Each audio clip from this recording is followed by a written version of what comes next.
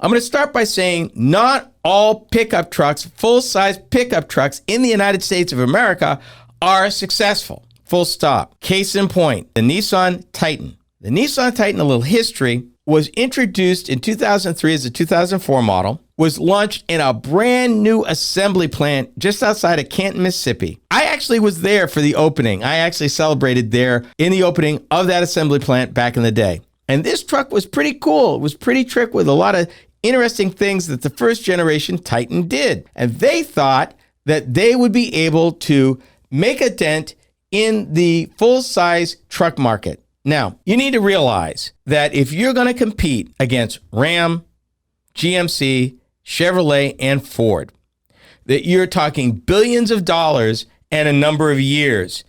Either you're in and you're committed or you're not. In the case of Nissan, they had a modest goal, you would think. 100,000 trucks a year is modest. Well, it doesn't sound modest, but it is when you're looking at Ram selling almost 500,000, Chevy and GMC combined selling up around 1 million, Ford F-Series selling 1 million.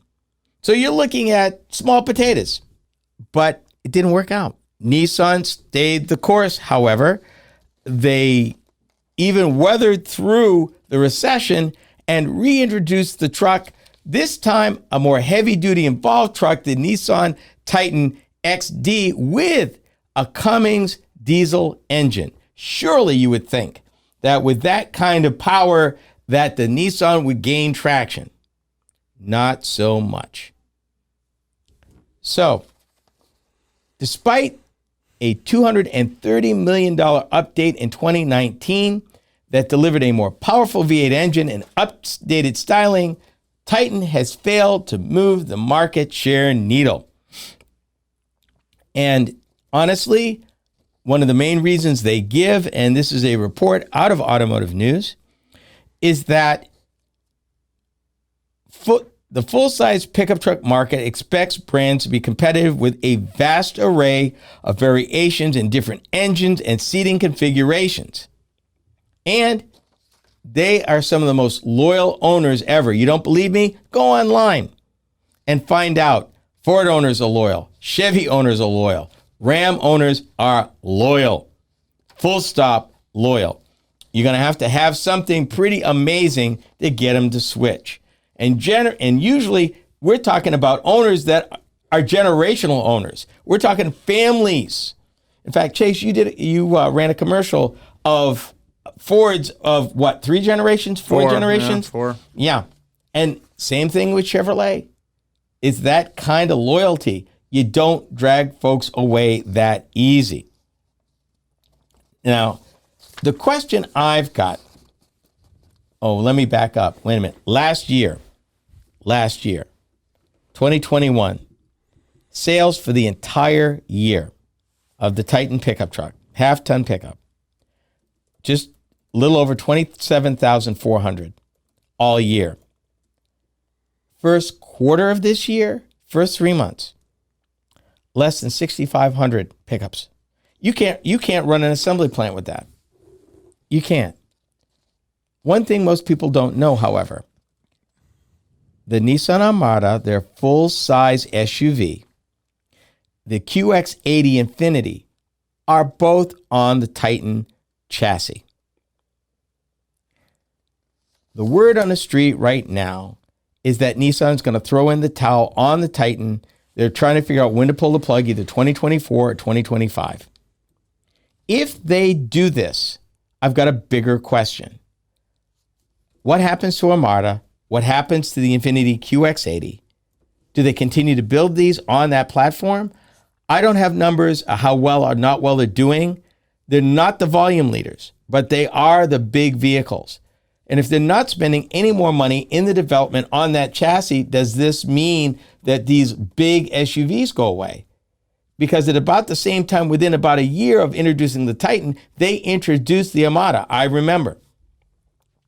And it's a big vehicle that, to my knowledge, hasn't been updated in a while either. And typically, these big vehicles are the profit makers for dealers. And the Titan was the same way. Nissan dealers who were able to sell them made good money, much more money than selling the smaller Frontier truck. Nissan dealers, the ones they talked to about the pending demise of the Titan, was saying that they hoped the automaker would concentrate on their smaller Frontier. Now, the Frontier has been in production for a long time, just recently got updated, and it's been holding their own. But my take on this whole thing is I think that their desire for Nissan to refocus on the Frontier is misguided. Right now, Nissan has a full line of crossovers and SUVs. From the smallest one, the Kicks, then Rogue Sport, Rogue, Murano, Pathfinder, and Armada. Pathfinder's been really the flag bearer for years. They built that for years, even predates the Armada and predates pretty much everything that they sell now. And I don't recall it being updated lately. So if they're going to compete, and they've got this full line because Kicks and Road Sport are new to the lineup in the last 5 years. And full disclosure, my wife bought a first-year Rogue Sport, still drives it, and she likes it.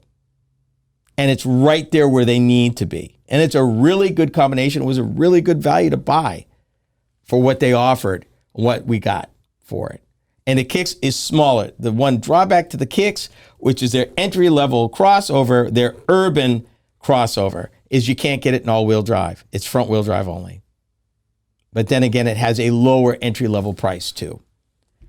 So the big question is, if Nissan gives up full-size trucks, what happens to their full-size SUVs, which is on the same platform? There's no comment on that. Nissan has also been silent with respect to what kind of commitment are they going to make? Are they going to double down on their SUVs?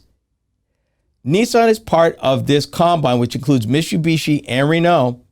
And I can tell you one thing, the new Mitsubishi Outlander, which they came out with, which was amazing, was based on the Rogue. And for Mitsubishi, Nissan's fingerprints all over that thing was a home run.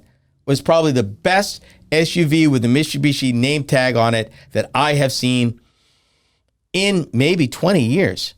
It was that good. So I know Nissan can double down and do it. The question is, with them moving towards autonomous vehicles, with them moving towards EVs, and kind of late to the party, which is ironic because they came out with the Leaf first 12 years ago.